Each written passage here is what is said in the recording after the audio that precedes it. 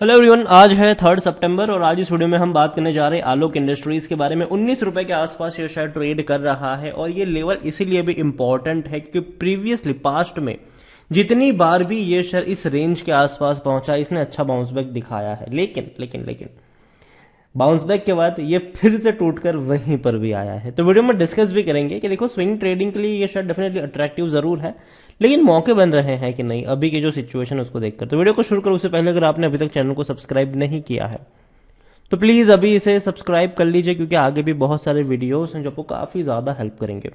तो 19 रुपए का शेयर है आलोक इंडस्ट्रीज का। एक महीने में अगर हम देखें तो पिछले एक महीने में 1.5% की अभी भी गिरावट है। 20 रुपए पर था, टूट के 19 पर आया, फिर तेजी दिखाई, फिर वापस अभी उसी के आसपास है। लेकिन एक साल का अगर आप ग्राफ देखोगे तो एक पिक्चर क्लियर पता चलेगी कि 11.5% की गिरावट तो है और ये जिस रेंज में ट्रेड कर रहा है वो अब तक का सबसे लोवेस्ट रेंज है। ठीक है, 34 रुपए से टूट कर नीचे आया, लेकिन 3 साल में अगर आप देखो तो जिस रेंज पर अभी है वो उस रेंज में कई बार रहा है। जैसे कि आप देखेंगे कि पेनी स्टॉक था, 1.5 रुपए का था, तेजी बनी, 58 तक पहुंचा, टूट कर ये इससे पहले भी 19 रुपए तक पहुंचा था।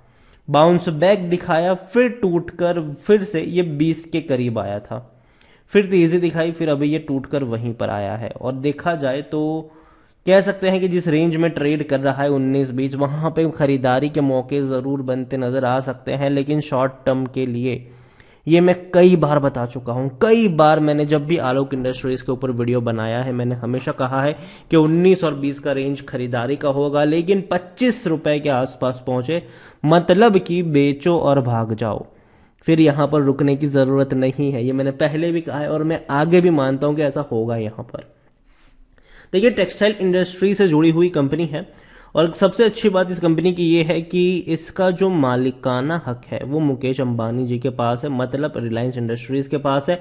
मतलब दिक्कत नहीं है कंपनी के पास पैसों को लेकर। मिड कैप शेयर है, 9,880 करोड़ के आसपास का मार्केट कैप है। वॉल्यूम अगर आप देखोगे तो कंपनी का 24 लाख का वॉल्यूम हमें देखने को मिल रहा है। अच्छी क्वांटिटी में शेयर ट्रेड हो रहे हैं, कोई बुरी बात नहीं है। लेकिन सबसे अच्छी बात यहां पर यह भी है कि कंपनी के रेवेन्यू में लगातार तेजी आ रही है। कंपनी का जो क्वार्टरली रेवेन्यू अभी देखने को मिल रहा है ये 2,000 करोड़ का है, जो पिछले साल तक 1,000 करोड़ के आसपास हुआ करता था, 1,200 करोड़ के आसपास हुआ करता था। लेकिन कंपनी प्रॉफिट में नहीं है, कंपनी लॉस में है। इवन जून में 140 करोड़ का लॉस हुआ है, जो कि काफी बड़ा है, क्योंकि इससे पहले के क्वार्टर में 26 करोड़ का लॉस था और पिछले साल 100 करोड़ का लॉस था। तो लॉस बड़े हैं इनके, बड़े भी हैं और बढ़े भी हैं, ये आप कह सकते हो। यहाँ पर 75% की होल्डिंग प्रमोटर के पास, और कौन है? रिलायंस इंडस्ट्रीज यहाँ पर सबसे बड़े प्रमोटर, एक भी शेयर गिरवी नहीं है। 1.98 एफआईएल के पास होल्डिंग देखने को मिली और एफआईएल ने खरीदारी करी है।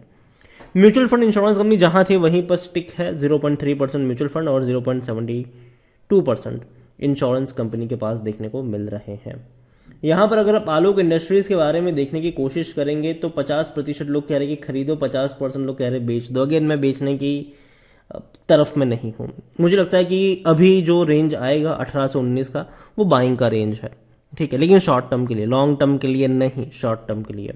यहां पर अगर आप देखने की कोशिश भी करोगे तो भाई साहब 2020 में इनसाइडर ट्रांजैक्शन समरी थी, 21-22 में अभी तक देखने को कुछ नहीं मिला है।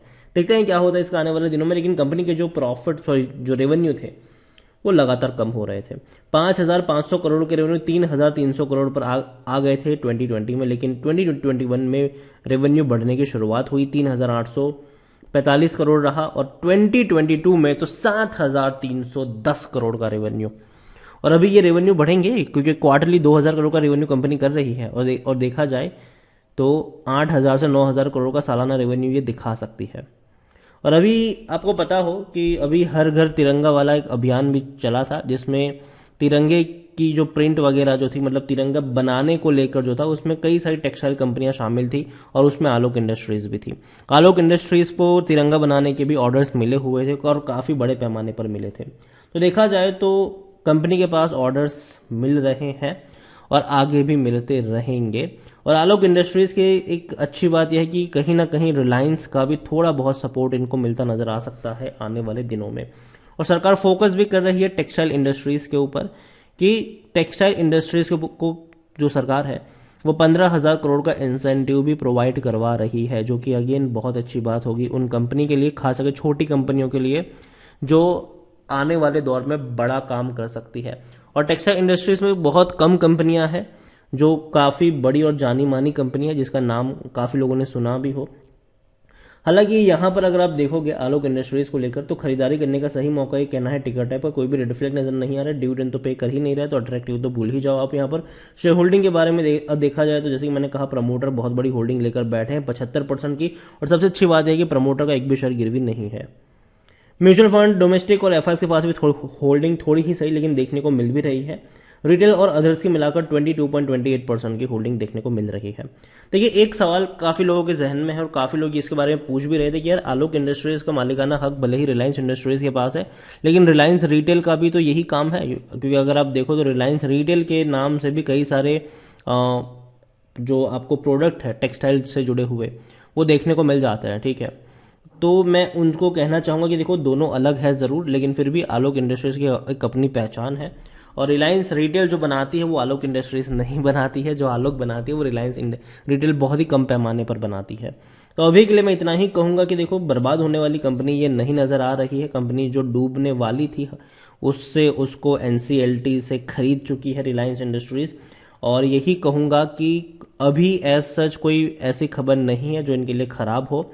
और टेक्सटाइल इंडस्ट्रीज की जहां तक मैं बात करूंगा तो देखो, यूएस बाजार सबसे बड़ा है इनके लिए, और वहां से कई सारे ऑर्डर्स मिलते भी हैं। यूएस और यूके से कई सारे ऑर्डर्स मिलते भी हैं, और आने वाले दिनों में अगर यूएस में चीजें बेहतर होना शुरू हो जाएगी तो यहाँ पर इनको भी फायदा थोड़ा बहुत मिलना शुरू हो जाएगा।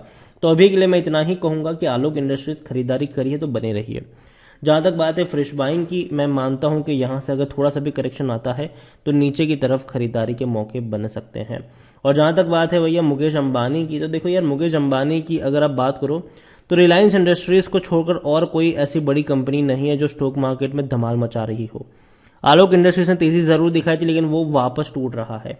उसी तरीके से उनकी दो और कंपनियां हैं जहां पर उनका मालिकाना हक है, TV18 ब्रॉडकास्ट और नेटवर्क 18। उसके अलावा हाथवे और डे नेटवर्क भी है, लेकिन स्पेसिफिकली मैं बात करूं तो TV18 और नेटवर्क 18 ने काफी बड़ी गिरावट दिखाई है, और कहीं ना कहीं देखा जाए तो बीच में रफ्तार पकड़ी थी लेकिन फिर से ये टूटना शुरू हो चुका है। और अगर आप चाहते हैं कि मैं TV18 और नेटवर्क 18 के ऊपर एक डिटेल वीडियो लेकर आऊं तो कमेंट में आप TV18 और नेटवर्क 18 जरूर लिखेगा। जितनी ज्यादा कमेंट आएगी उतना ही जल्दी इन दोनों के ऊपर वीडियो भी आपको देखने को मिल जाएगा। और हाँ, साथ में जिस तरीके से की रफ्तार NDTV ने पकड़ी हुई है, क्या वैसी आप यहाँ पर एक्सपेक्ट कर सकते हो कि नहीं, उसके बारे में भी उस वीडियो में हम डिटेल में बातचीत जरूर करेंगे। तो वीडियो को यहीं पे एंड करूंगा। पसंद आया हो तो लाइक करो, शेयर करो। चैनल पर अगर आप पहली बार हैं तो प्लीज सब्सक्राइब करें, और आलोक इंडस्ट्रीज के बारे में आप क्या सोचते हैं वो भी आप मुझे कमेंट में लिखकर बता सकते हैं। Thank you.